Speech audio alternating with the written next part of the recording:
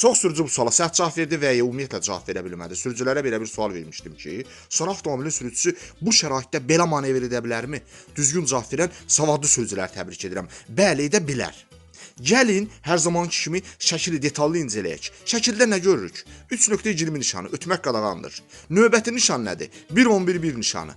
Təhlükəli döngə nişanı. Sonra eyni istiqamətdə bir hərəkət zolağı var.